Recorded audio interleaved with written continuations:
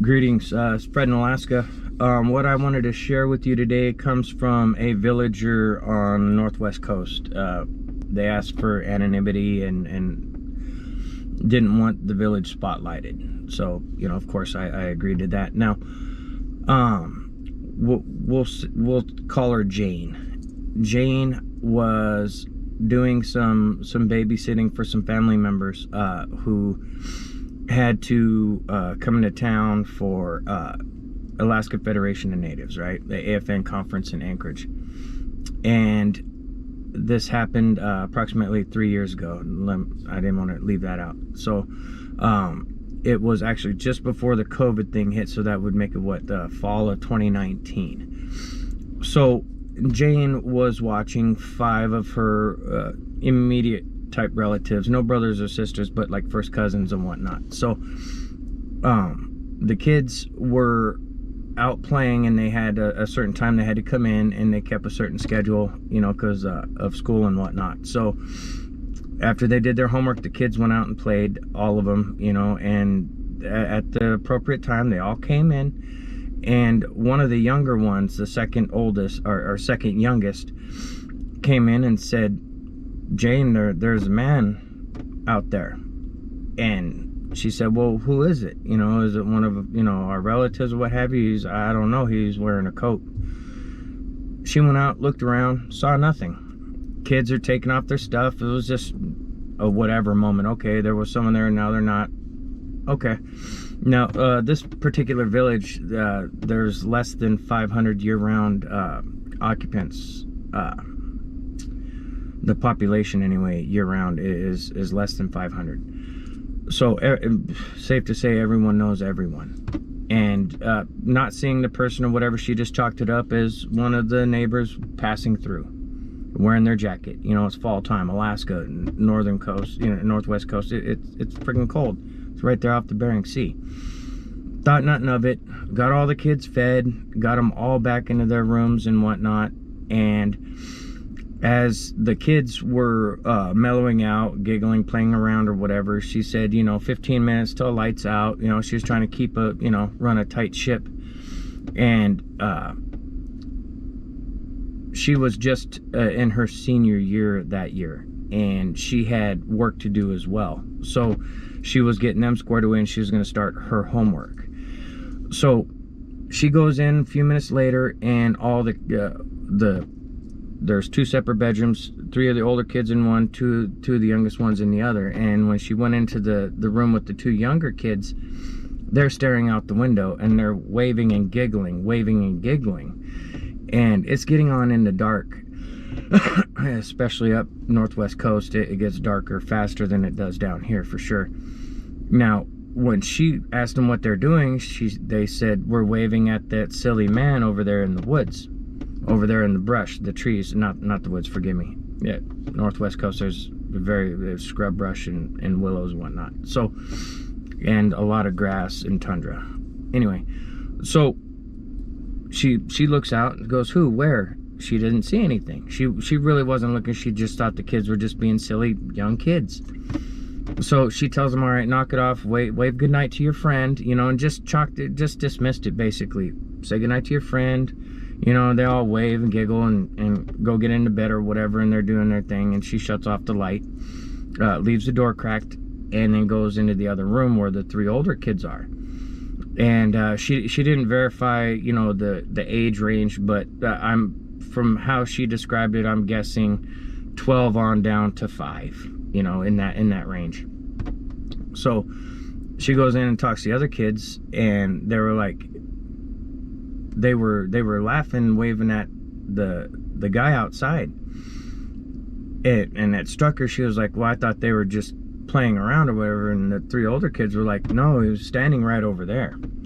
Now, at this point, the moon was out, and it wasn't a full moon or anything, but it was enough moonlight to where they could make out the terrain and whatnot. And she looks out, and she didn't see anything.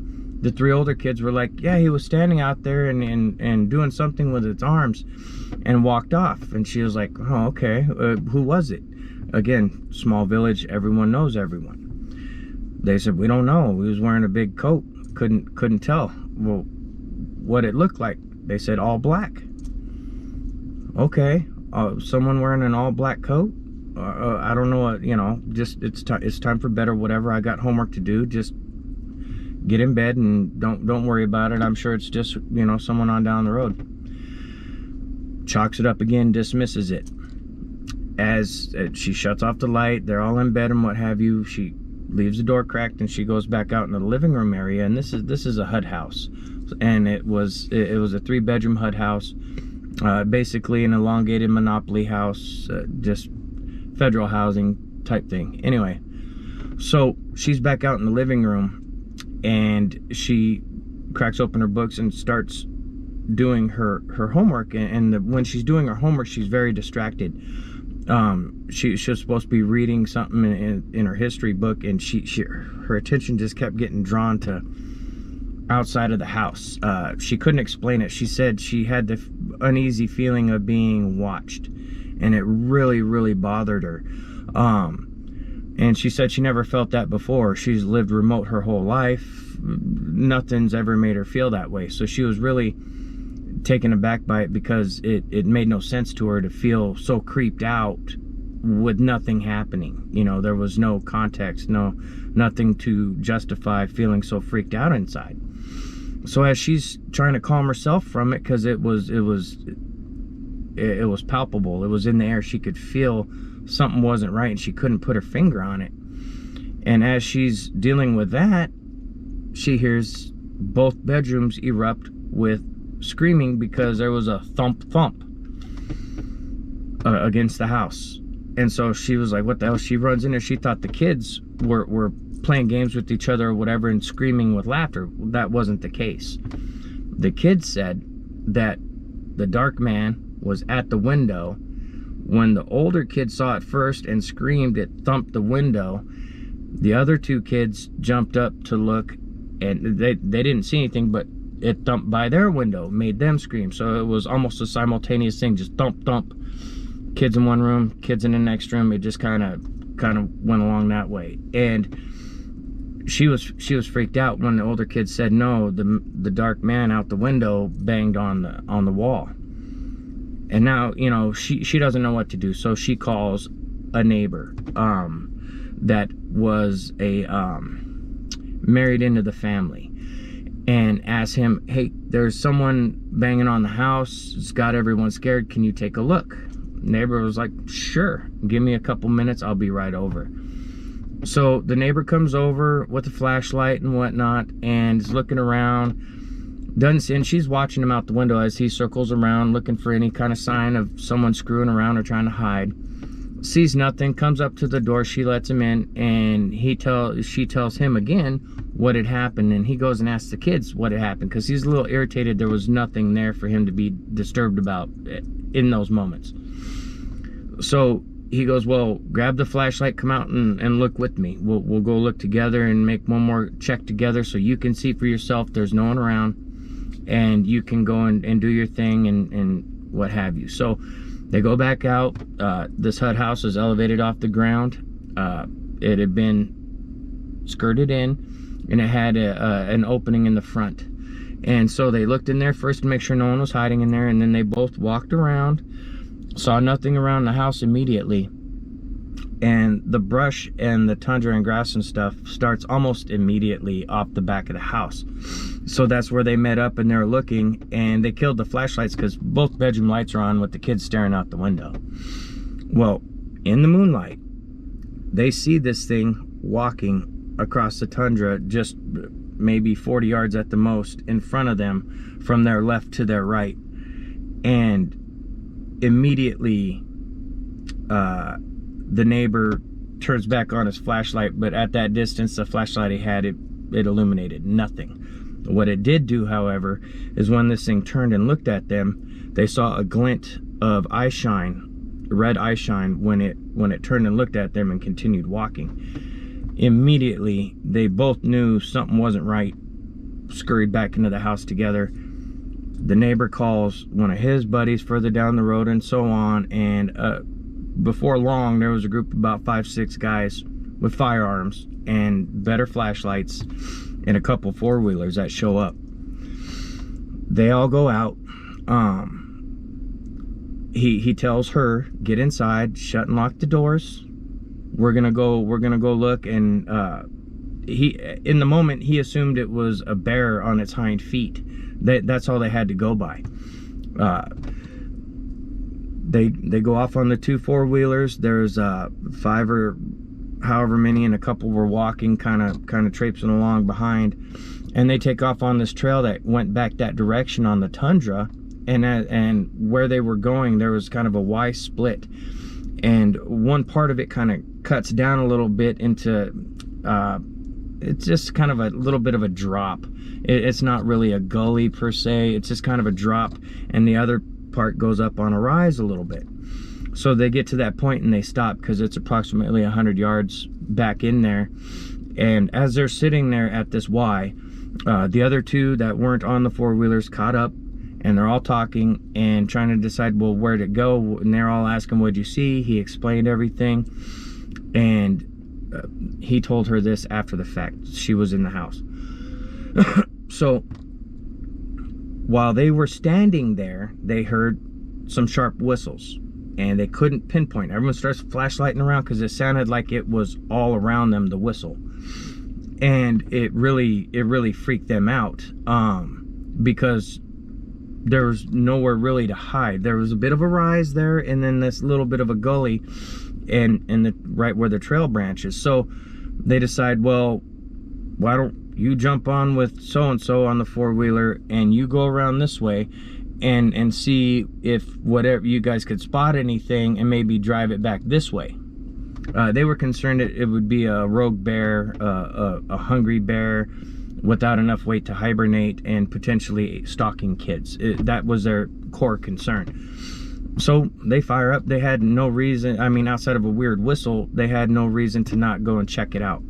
So they tear off. They go, they hear them, you know, four-wheeler on out of ways, just out of view, because they had to go down a little gully, and then they went up back on the rise where they couldn't see them from that vantage point. And as they're standing there just kind of talking about the weird whistle, one of the guys in the group brings up, it's probably the hairy man, and we should probably get out of here. And you know, the other ones were like, oh, those are stories, you know, there's no hairy man, you know, encounters around here or what have you, and you know, stuff like that. They were basically debating whether or not it could be a hairy man. They didn't doubt there's a hairy man, they just doubted it was around them. And from what she said, they were standing there when they heard some gunshots, and then they heard the four-wheeler wide open, and then they heard what sounded like the four-wheeler crashing, and then they were all startled. So the other guy on the four-wheeler fired up and went that direction. When they all got over there, the other two had wrecked the four-wheeler trying to get away from the hairy man. They said, now this is, they told him, he told her type of thing. So there may be a little bit lost. So what happens is they got up there, and it was basically just out of view of everybody, back on the back side of this rise where it stood up on the tundra. They said it looked like a dog or something real low to the ground, kind of crawling along. When they turned the four-wheeler headlight over there it was, it stood up. It freaked him out. The guy on the back of the four-wheeler popped some shots, not necessarily trying to hit it, but just trying to make noise. They turned around to race back out of there, and they hit part of the tundra and rolled the four-wheeler and whatnot.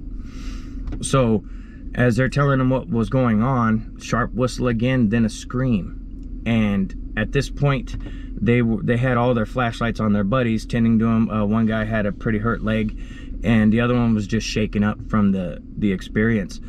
And so when they were all focused on tending to their friends, another person in the party points out, hey, it's right over there on the rise. And they all look over, and sure enough, in the moonlight, you could see it walking away in the tundra. And that's where they decided,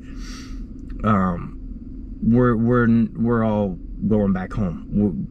They didn't want no part of it. They weren't gonna follow it, and they were just gonna leave it be and just warn people. Well, after he conveyed that to her and they went home, he warned her, keep the door locked, keep the window curtain shut, all that type of stuff. Her and all the kids stayed in the living room, basically. Now, as they were all gathered making this pallet in the living room, the phone rings, and it's that same neighbor guy saying, hey, it's still out there on the tundra. You can see it in the moonlight walking back and forth. Keep the kids hidden. And that's basically the end of what happened. They went to sleep. Nothing else happened. There was no other sightings within the near future. She said what bothered her, Jane said that even in the village, and even though there was multiple other people that witnessed the same exact thing, no one was talking about it. No one was outwardly going, oh, hey, watch out, there was a hairy man spotted. You heard little whispers of, oh, hairy man was seen out in the tundra, but there was no full-blown alarm, basically. It was just kind of, oh, yeah, be careful, they saw a hairy man over there on the tundra. You know, that type of thing. Nonchalant about it. And Jane said that really bothered her because the fear that was felt, and even the fear expressed by the neighbor that dealt with the guys and the four-wheeler flipping and stuff, all had a very severe fear reaction to this. And she said she was so bothered by it. She no longer lives in the village. She lives in Anchorage, and she has been wanting to share this with us for the last couple months, but she's been trying to get a hold of other people she knows saw it and dealt with the same incident that night, and was trying to get them to speak up about it, and they all shut her down. They wanted no parts of talking about it, which I've dealt with personally. So anyone that has dealt with that, feel free to reach out. It doesn't have to be shared. It doesn't, you just get it off your chest, whatever. These things happen far more often than people realize. Grant you, it's not an everyday occurrence. They're not behind every tree, but there's a lot going out there in remote Alaska that's just not getting spoken about, in regards to little people, Kushtaka, hairy man. There's a multitude of things that just don't get spoken about. And for me personally, I view it as a public safety issue. That's why these videos I keep cut and dry. Here's what happened. I'm not here to prove anything to anybody. I don't give a flying rat's butt what you think. The fact of the matter is there's many of us that already know what's going on. I don't need academia to tell me anything or verify or validate any of this. They got nothing for me. So to those remote villagers, those dealing with some of the creepiest shit you can imagine, share it. Share it for public safety. You don't have to use your name. I mean, the lady that shared with me, her name's not Jane. So many other people that, gosh, I would say 98% of the people who have shared anonymously. And some, like this particular person, Jane, she doesn't even want the village mentioned, you know. And I said Northwest Coast just to say Northwest Coast. It's something that's hard to express and deal with unless you've dealt with it yourself. And so many have, but yet a whole lot don't express it. And I mean, that's whatever, it's a personal choice. I'm not going to rag on you about it, but if you're inclined to share, just share. And if you don't want it public, that's fine. Gosh, if I shared every experience that was shared with me, I would have over 300 right now. But there are people, out of respect, they ask not, you know, they don't want to share it or whatever. I respect that. I don't even put it out there. I want to thank Jane for stepping up.